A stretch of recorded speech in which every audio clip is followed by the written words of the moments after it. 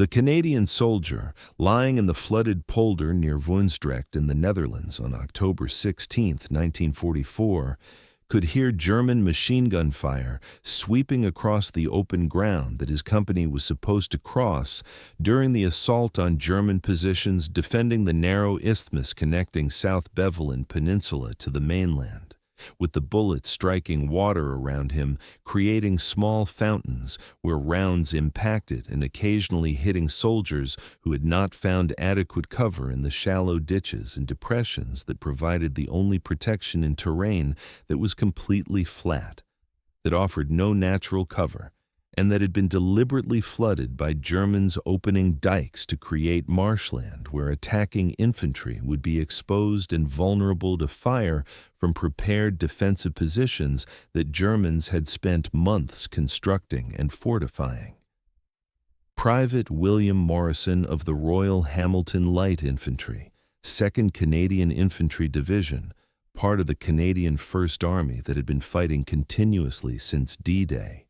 and that had been assigned the mission of clearing the Scheldt Estuary to open the Port of Antwerp to Allied shipping, had been in combat since landing at Dieppe sector of the Normandy beaches on June 6th,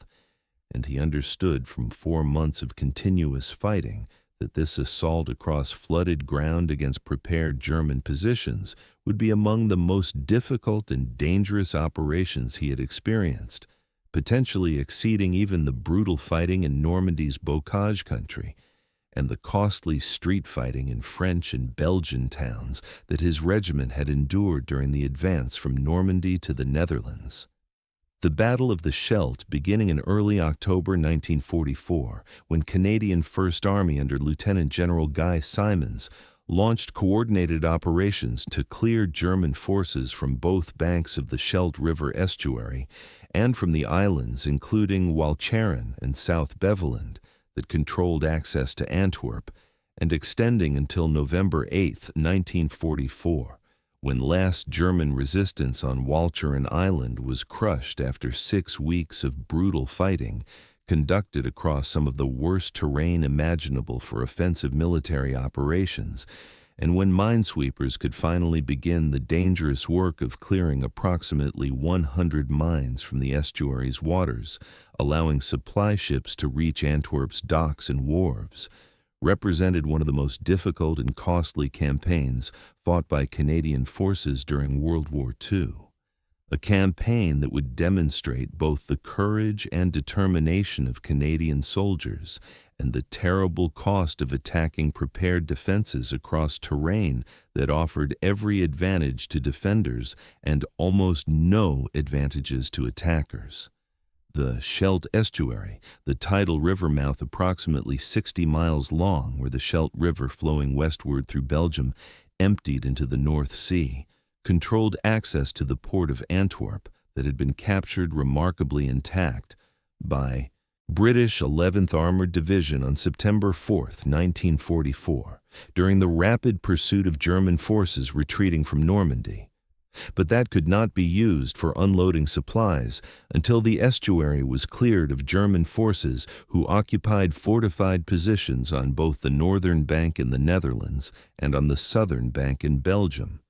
and who occupied the islands including Walcheren at the estuary's mouth, and South Beveland, slightly inland, that dominated the shipping channel with artillery positioned specifically to sink any vessel attempting to transit the river toward Antwerp. The strategic importance of opening Antwerp derived from the critical Allied supply crisis that had developed during September 1944. When General Eisenhower's broad front strategy had seen multiple Allied armies advancing eastward from Normandy toward Germany's borders, stretching supply lines that originated from beaches in Normandy or from the port of Cherbourg, whose limited capacity could handle only a fraction of the supplies needed to support operations by American First Army, American Third Army, British Second Army, and Canadian First Army, all advancing simultaneously and all competing for limited supplies of fuel, ammunition, and food that had to be transported hundreds of miles from Normandy beaches, along roads that were clogged with military traffic, and that were being worn out by constant heavy use.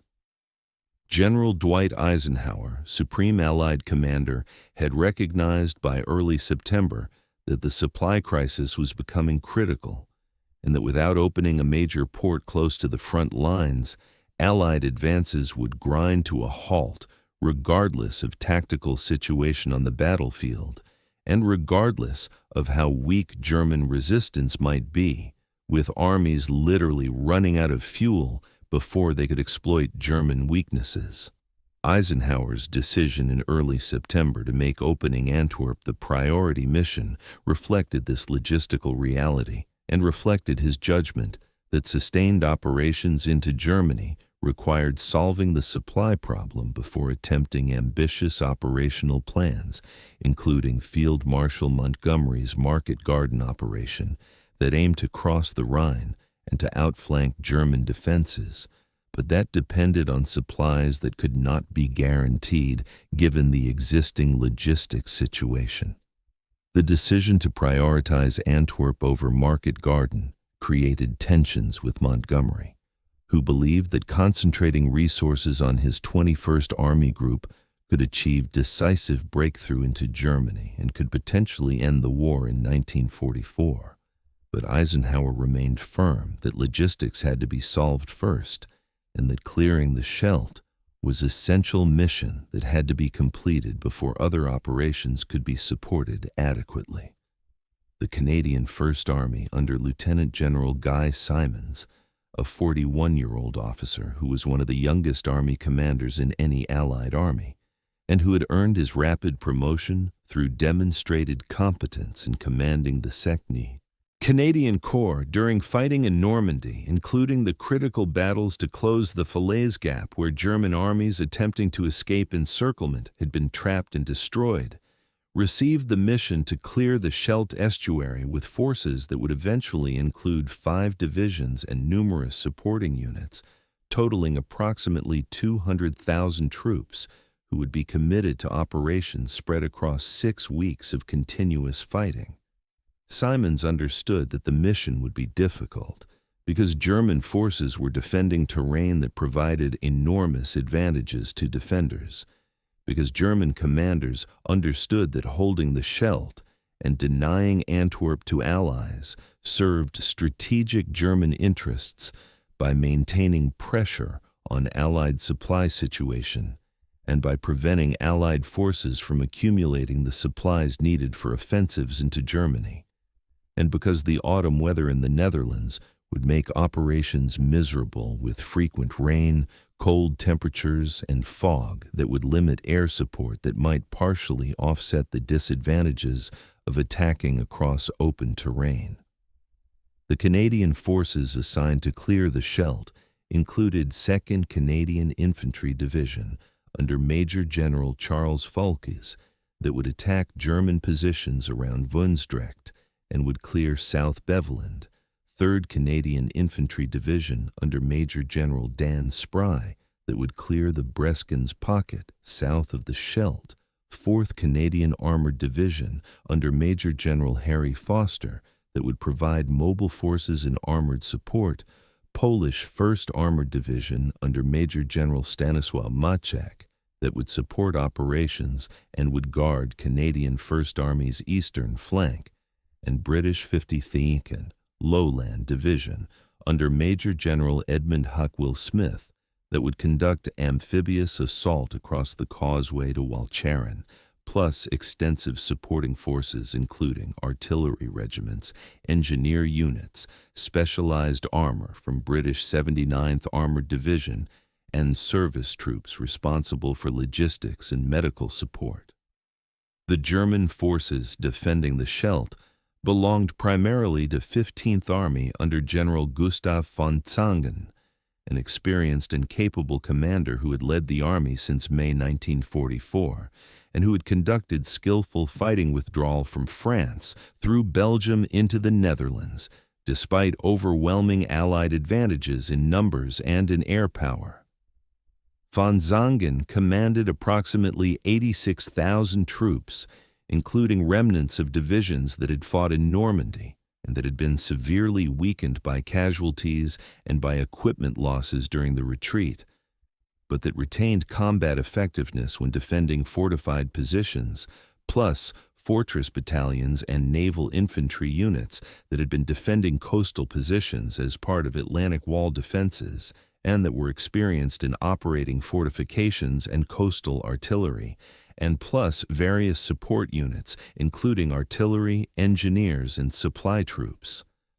The German forces were organized into Kampfgruppe 64, defending Walcheren in South Beveland under Lieutenant General Wilhelm Daser, Kampfgruppe Chill, defending the Breskens pocket south of the estuary, and other units defending positions along the estuary's banks and in the islands, with all units having orders to hold positions as long as possible and to inflict maximum casualties on Allied forces, even when positions became untenable.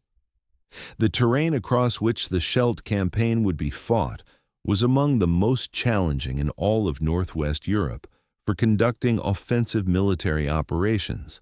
consisting primarily of polders that were areas of land reclaimed from the sea and that lay below sea level, being protected from flooding by dikes and being kept dry by pumping stations that continuously removed water seeping in from surrounding water table. The polders were almost perfectly flat and were completely open, providing no natural cover or concealment for troops moving across them, and providing defenders with perfect observation and perfect fields of fire that could cover every square yard of ground that attackers would have to cross.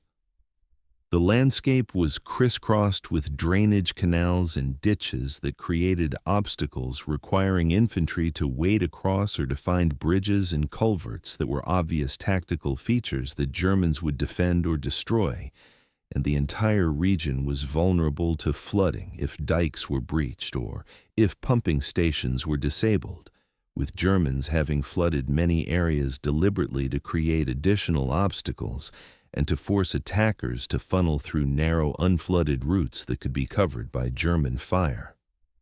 The weather during October and November added misery to danger, with frequent rain that was typical of Netherlands' autumn creating mud in areas that were not flooded and making vehicle movement difficult or impossible except on roads and dikes, with cold temperatures and constant dampness creating conditions where troops were cold and wet continuously, and where warming fires could not be lit in forward areas because smoke would reveal positions to German artillery observers, and with fog and low clouds being common and preventing air support that might have provided some compensation for the terrain disadvantages that ground forces faced. The combination of terrain, weather, and determined German defense created conditions where Allied advantages in numbers, in armor, in artillery, and particularly in air power were largely negated, and where infantry would bear the primary burden of attacking fortified positions across open ground, while accepting casualties that would be heavy by any standard, and that would rival casualties from the worst fighting in Normandy's hedgerow country. Private Morrison's regiment, the Royal Hamilton Light Infantry, nicknamed the Rileys, and having proud history dating to 1862 when the regiment was first raised in Hamilton, Ontario, had landed in Normandy on D-Day as part of 2nd Canadian Infantry Division and had fought continuously through the summer and early autumn, participating in Operation Totalize and Operation Tractable during the Falaise battles and in the advance across France and Belgium into the Netherlands. The regiment had suffered significant casualties during these operations, with rifle companies being reduced from authorized strength of approximately 120 men to actual strengths of perhaps 80 to 90 men by early October when operations in the Scheldt began, and with many original members who had landed on D-Day being casualties and having been replaced by reinforcements who lacked the combat experience that veterans possessed, but who were learning quickly through experience that was as brutal as any training could have been. The initial operations in the Scheldt campaign beginning in early October saw Canadian forces attacking German positions in multiple sectors simultaneously, with 2nd Canadian Division attacking toward Woensdrecht from the east in effort to cut land connection between South Beveland and mainland and to isolate German forces on the peninsula, with 3rd Canadian Division beginning operations to clear the Breskens pocket south of the Scheldt, where approximately 11,000 German troops were defending positions along the Leopold Canal and in flooded polders behind the canal, and with 4th Canadian Armored Division and Polish Armored Division screening Canadian First Army's eastern flank against potential German counterattacks from forces defending positions along the Maas River. The first major attack on Woensdrecht positions was conducted on October 6, 1944, by the Royal Regiment of Canada and by Toronto's Scottish Regiment, both from 2nd Canadian Division, advancing across open ground toward German positions on high ground near Woensdrecht village that overlooked the isthmus and that provided Germans with perfect observation over all approaches. The attack made limited progress at heavy cost, with attacking companies suffering casualties exceeding 25% and achieving advances measured in hundreds of yards rather than miles, demonstrating immediately that clearing the Scheldt would be far more difficult than optimistic planning estimates had suggested. The Black Watch attack on October 13, 1944, would become one of the most tragic and controversial actions of the entire Scheldt campaign, with the Black Watch, Royal Highland Regiment of Canada, being ordered to attack across approximately 1,200 yards of open ground toward German positions on high ground near Woensdrecht, in assault that was inadequately supported by artillery and that was launched in daylight across terrain that provided no cover, with predictable and catastrophic results. The Black Watch advanced in waves beginning around 13:30 hours on October 13th, with approximately 300 riflemen from the regiment's 3 rifle companies moving across open fields while being engaged by German machine gun fire, mortar fire, and artillery fire from positions that had perfect observation and that had pre-registered defensive fires on all likely avenues of approach. Major F.P. Griffin, commanding D Company of the Black Watch, led his company in the attack, advancing at the head of his men in the finest traditions of infantry leadership, but exposing himself to fire that would kill him, along with his company sergeant major and most of his company headquarters within first 15 minutes of the attack, with the company being reduced from approximately 100 men to perhaps 20 effective by the time it reached positions approximately 400 yards from start line. The other companies fared similarly, with B Company and C Company both suffering catastrophic casualties, including most officers and senior NCOs being killed or wounded, with the regiment's casualties for the day totaling 56 killed, 62 wounded, and 27 taken prisoner, representing approximately 145 total casualties from regiment that numbered perhaps 600 all ranks, including headquarters and support elements, and representing loss of nearly half the regiment's rifle company's strength in single afternoon. The Black Watch disaster prompted furious debates at divisional and corps headquarters about who was responsible for ordering attack that veterans recognized as being nearly suicidal, given the terrain and given the lack of adequate supporting fires, with some blame being assigned to Battalion Commander Lieutenant Colonel S.S.T. Cantley, who had ordered the attack under pressure from Brigade Commander Brigadier J.M. Rockingham, with additional blame being assigned to Division Commander Major General Foulkes, who had been pressing for rapid advance without adequately considering the tactical situation, and with ultimate responsibility resting with Corps and Army commanders who had established timelines for clearing the Scheldt that created pressure for commanders at lower levels to launch attacks regardless of tactical conditions. The controversy would continue for years after the war, with survivors and historians debating whether the attack should have been called off when initial progress was clearly inadequate, and whether casualties might have been reduced through better planning or through committing additional resources to support the attack. Private Morrison's regiment, the Royal Hamilton Light Infantry, entered the battle for Woensdrecht on October 16th when the Rileys were ordered to continue attacks that Blackwatch had attempted, with mission being to advance across the isthmus toward German positions and to capture objectives that would isolate South Beveland. Morrison's company, B Company, was in reserve during initial phase of October 16th attack, allowing Morrison to observe the attack being conducted by A Company and C Company that advanced across flooded ground toward German positions approximately 1,000 yards distant, with Morrison watching from position near regimental headquarters as the assault companies moved across open ground, while being engaged by German fire that was constant and heavy.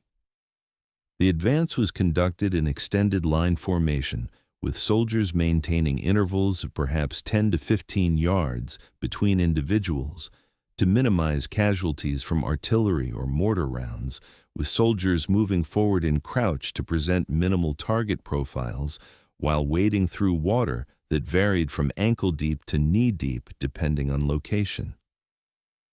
The German fire was accurate despite the range exceeding 600 yards for most of the advance, with machine gun fire creating visible splashes where bullets struck water and occasionally striking soldiers who fell and sometimes did not rise again, drowning in water that was deep enough to cover prone wounded or being killed by their wounds before they could be assisted. The artillery support that was supposed to suppress German positions fired preparation lasting 30 minutes before the attack and fired support missions during the advance, but effectiveness was limited by difficulty of observing fall of shot across flat terrain and by Germans remaining in covered positions during bombardment and emerging to fire when bombardment lifted and assault began. Morrison's company was committed to the attack around 1100 hours when it became clear that initial assault had stalled approximately 400 yards from German positions and that additional forces would be needed to maintain momentum and to reach objectives. The order to advance came while Morrison was trying to warm himself after sitting in cold rain for 2 hours watching the attack, and the transition from relative safety of reserve position to terror of advancing across open ground under fire was abrupt and shocking, despite Morrison having experienced combat many times previously. The company formed line and began advancing through water, following route that assault companies had taken, passing wounded being evacuated and passing bodies of soldiers who had been killed, seeing for the first time the cost that assault companies had paid and understanding viscerally that he might become a casualty before reaching objectives or during return if attack failed. The sound of German machine gun fire became louder as Morrison's company advanced closer to German positions, with the distinctive sound of German MG-42 machine guns being clearly audible even over sound of artillery and mortar fire,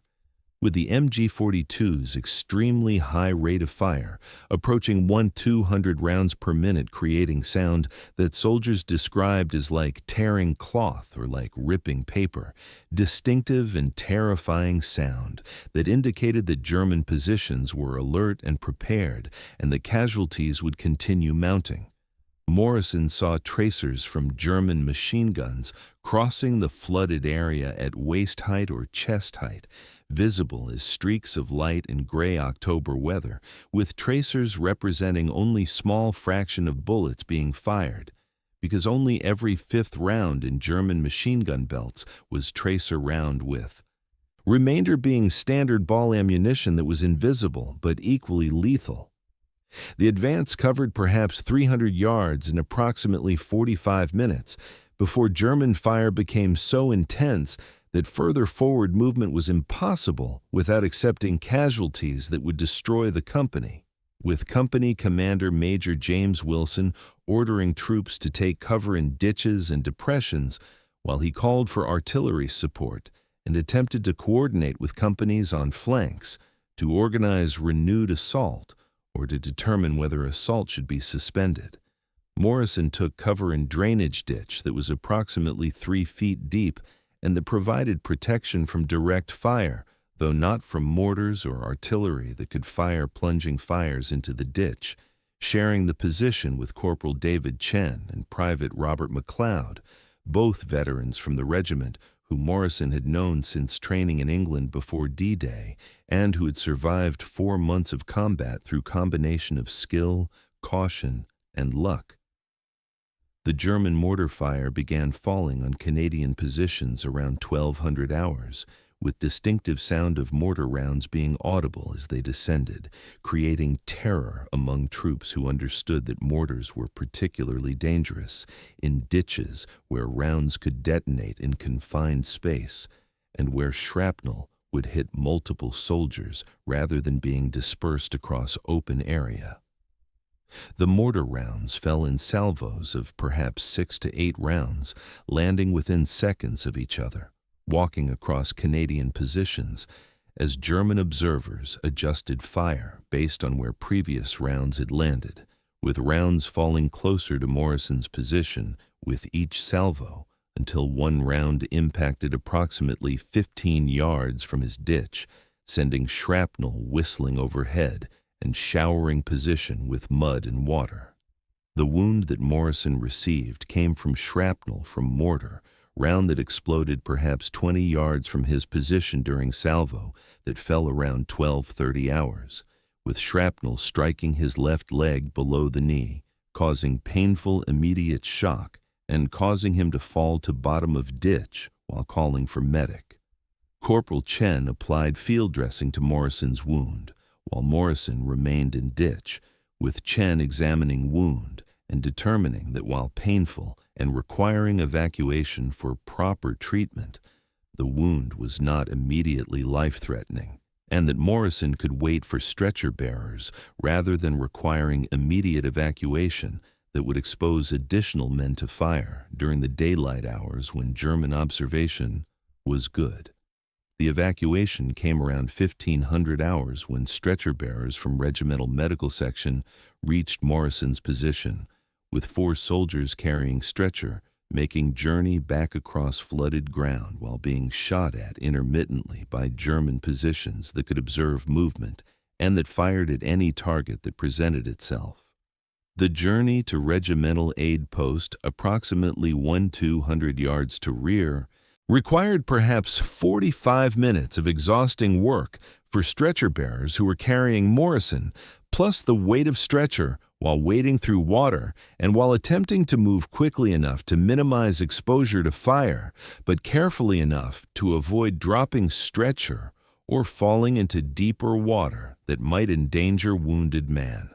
The regimental aid post where Morrison received initial treatment was located in farmhouse approximately 1 mile behind front lines, far enough from German positions to be relatively safe from direct fire, though still within range of German artillery that occasionally fired harassment fires at rear areas, attempting to disrupt logistics and medical operations.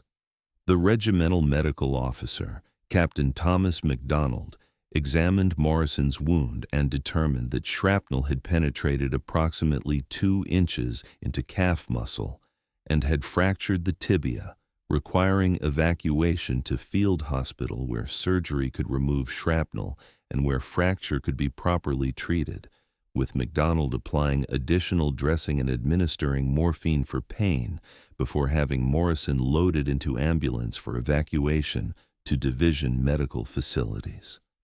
The battle for Woensdrecht continued through October 24th, when Royal Hamilton Light Infantry and Lincoln and Welland Regiment finally secured the isthmus and captured Woensdrecht village, forcing German forces to withdraw to South Beveland to avoid being cut off. The cost was heavy, with Riley casualties during the week of fighting around Voonstrecht totaling 167 killed, wounded, or missing, representing approximately 1/4 of regiment strength, with total 2nd Canadian Division casualties around Voonstrecht exceeding 2,000 from several regiments that participated in repeated assaults on German positions. The capture of Voonstrecht achieved operational objective of isolating South Beveland and set conditions for subsequent operations to clear that peninsula and to advance toward Walcheren.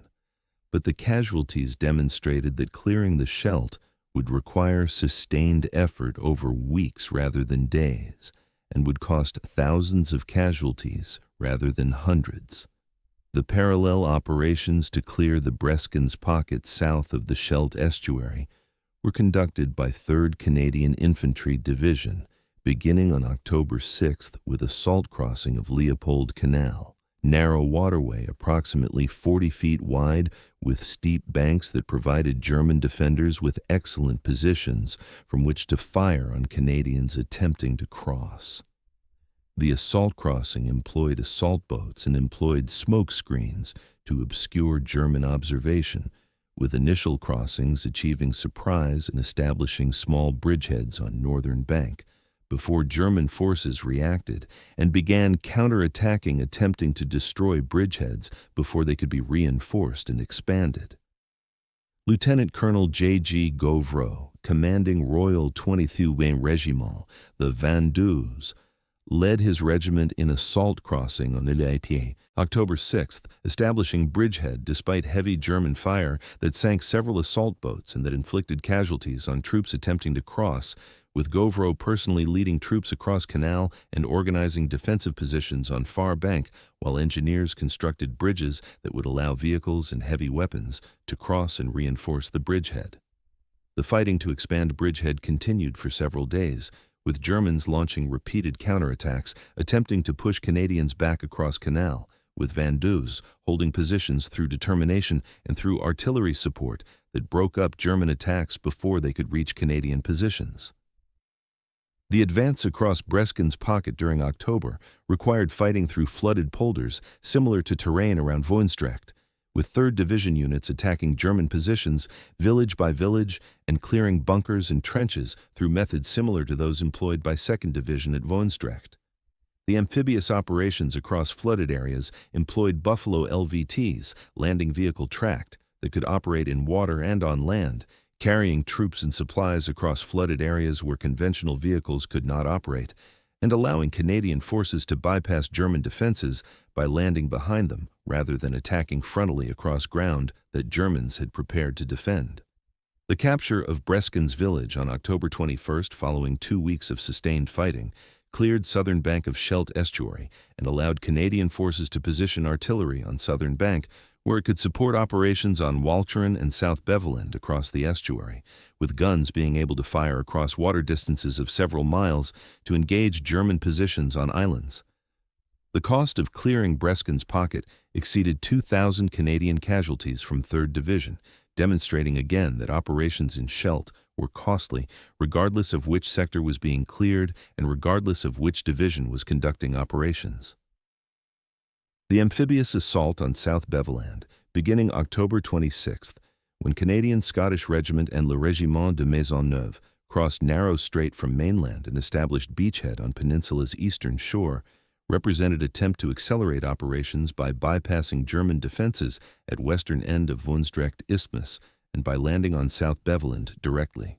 The assault employed Buffalo LVTs and employed assault boats, crossing approximately 400 yards of water during hours of darkness to achieve tactical surprise, with assault waves landing and securing beachhead before German forces could organize effective response.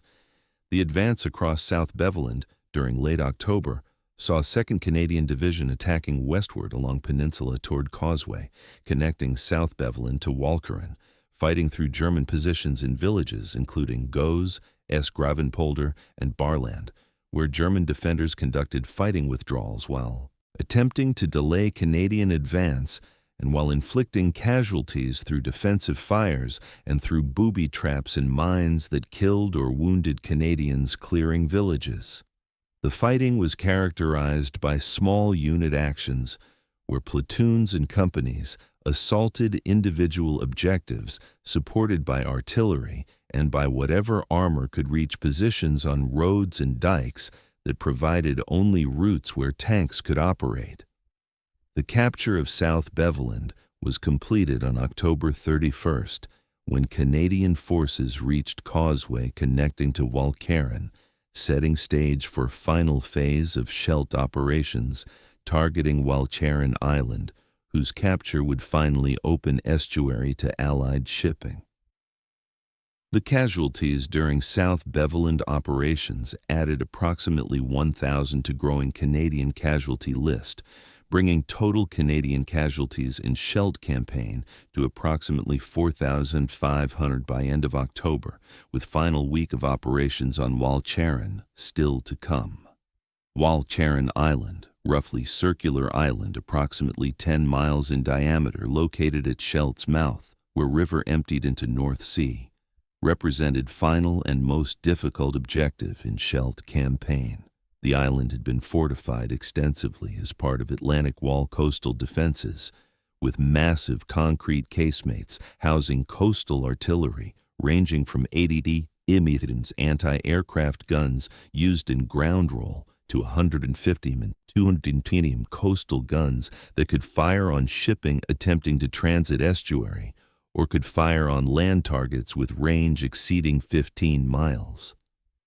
The fortifications had been constructed to defend against seaborne invasion and were designed to withstand naval bombardment, with walls being reinforced concrete several feet thick and with guns being positioned in armored turrets or in casemates that provided protection from all but largest caliber naval guns scoring direct hits.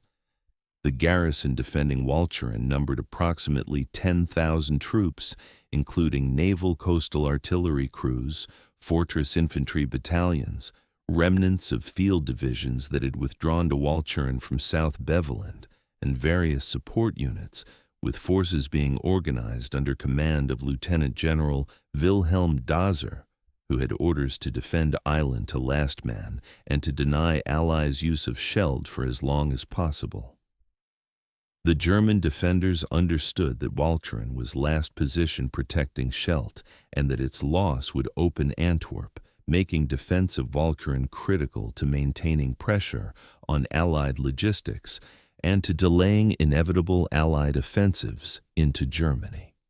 The decision to breach Walcheren's dikes and to flood island's interior was made at highest levels of Allied command after engineers determined that flooding would force German garrison to concentrate in villages and towns that would remain above water and would neutralize many defensive positions that would be flooded, potentially reducing Allied casualties during assault operations, though at cost of extensive damage to Dutch property and hardship for Dutch civilians living on island. The Dutch government in exile approved dike breaching after being assured that reconstruction assistance would be provided after war, though decision remained controversial among Dutch population who suffered immediate consequences of flooding, including loss of homes, livestock, and agricultural land. The bombing of dikes at Westkapelle and at Flushing employed RAF Bomber Command heavy bombers, dropping approximately 9,000 tons of explosives on dikes during multiple raids in early October, creating breaches that allowed North Sea to flood island's interior at high tide. The flooding eventually covered approximately 90% of Walcheren's area, forcing German forces to concentrate in villages including Westkapelle, Domburg, Zuidlande, Veere, and Flushing that remained above water level. The flooding created new challenges for assault forces who would have to employ amphibious vehicles and boats to reach objectives, But flooding also achieved objective of reducing number of German positions that could engage assault forces and of forcing Germans into smaller area where they could be engaged more effectively by Allied firepower. The amphibious assault on Westkapelle on November 1st employed 4 Commando Brigade Royal Marines supported by specialized armor from 79th Armored Division and by naval gunfire from supporting warships including gunboat HMS Kingsmill and support craft mounting rockets and guns. The assault force approached Westkapelle through gap in dikes that bombing had created, with landing craft being engaged by German coastal batteries that sank several craft and damaged others, inflicting casualties on Marines before they could land. The Royal Marines reached shore, despite casualties, and established beachhead around Westkapelle Lighthouse, distinctive landmark that became focal point for initial fighting as Marines cleared German positions and expanded beachhead. The German resistance at Westkapelle was determined and effective, with coastal batteries continuing to fire on assault forces despite being engaged by naval gunfire and by airstrikes, with infantry defending villages and strong points until being overrun, and with combat engineers having prepared demolitions that destroyed buildings and created obstacles attempting to slow Allied advance. The specialized armor including Churchill Crocodile flamethrower tanks and Churchill AVRE tanks mounting 209mm petard mortars proved essential for reducing German positions, with flamethrowers being particularly effective against positions in buildings where defenders could be killed by directing burning fuel through windows or through walls, and with AVRE petards being able to demolish buildings at point-blank range using their massive 40-pound bombs. The fighting at Westkapelle continued through November 3rd when Marines secured the town and captured or destroyed most German coastal batteries, allowing assault forces to expand inland and to link up with forces advancing from Causeway. The Royal Marine casualties during Westkapelle operations exceeded 170 killed and wounded from force of approximately 2,500 engaged, demonstrating that even with specialized armor and naval support, assaulting fortified positions remained costly and dangerous. The assault across Causeway from South Beveland, beginning October 31st, saw British 52nd Division attempting to advance across narrow causeway approximately 40 yards wide and approximately 200 yards long connecting South Beveland to Walcheren, with German defenders having perfect fields of fire along Causeway's entire length. The initial assault on October 31st was repelled with heavy casualties, demonstrating that frontal assault across such restricted terrain was nearly impossible against prepared defenses. The renewed assault on November 1st, employing massive smoke screens and concentrated artillery fires, achieved better results, with British forces establishing small bridgehead at Walcheren end of Causeway that could be expanded by reinforcements. Lieutenant Michael Campbell, commanding platoon from Glasgow Highlanders, participated in Causeway assault, leading his platoon across final 400 yards of causeway under heavy fire, while smoke obscured German observation, but also obscured friendly observation, making movement difficult and making maintenance of direction challenging. Campbell's platoon suffered casualties, including his platoon sergeant being killed by machine gun fire, with Campbell assuming sergeant's duties in addition to his own and continuing to lead platoon until reaching Walcheren end, where small perimeter was established. The fighting continued for several days as German counterattacks attempted to push British forces back, with Campbell being wounded on November 2nd by grenade fragment during German counterattack but continuing to command his platoon until being evacuated for medical treatment. The amphibious assault on Flushing on November 1st employed Canadian forces from 2nd Division crossing Scheldt Estuary from positions in Breskin's Pocket that had been cleared during October, with assault being conducted in Buffalo LVTs and in assault boats carrying troops across approximately 3 miles of water to land in Flushing. The assault achieved tactical surprise because Germans were focused on operations at Westkapelle and on Causeway, and did not expect major amphibious operation across open water of the estuary. The Canadian forces established beachhead and began house-to-house fighting to clear German defenders from Flushing, fighting that would continue for 4 days until November 4th, when last German resistance was crushed. Private Jack Thompson of Le Régiment de Maisonneuve participated in Flushing assault, landing in Buffalo that drove from water onto Flushing streets, where it immediately came under fire from German positions in buildings overlooking landing site. Thompson's section disembarked and took cover while returning fire at German positions, beginning process of systematically clearing buildings where Germans might be positioned. The clearing operations required entering each building and clearing each room, throwing grenades before entering and shooting any Germans who survived explosions, exhausting and dangerous work that cost casualties, including Thompson's friend Private Pierre Dubois, being killed by German machine gun fire while entering building.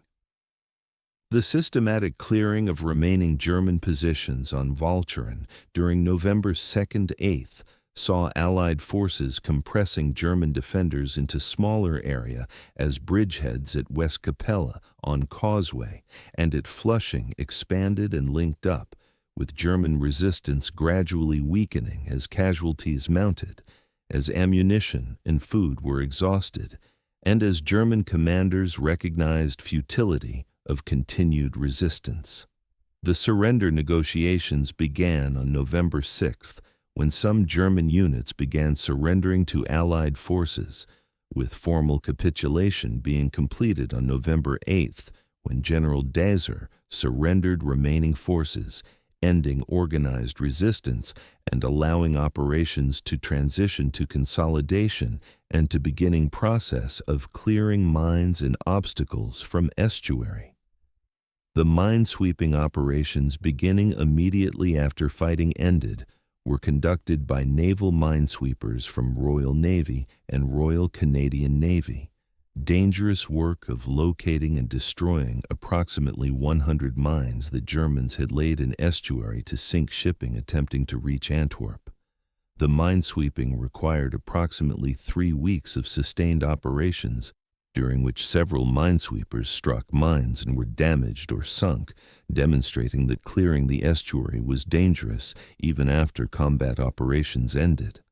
The first Allied convoy reached Antwerp on November 28, 1944, carrying supplies that would transform Allied logistics situation and that would enable operations during winter and spring that would lead eventually to Germany's defeat. The Battle of the Scheldt from October 1st to November 8, 1944, cost 12,173 Allied casualties, including 6,167 Canadians, 3,800 British, and approximately 2,800 from other forces, killed approximately 12,000 Germans, captured approximately 41,000, opened Antwerp to Allied shipping carrying hundreds of thousands of tons monthly, transformed Allied supply situation from crisis to sufficiency, enabled winter offensives and spring operations that would cross Rhine,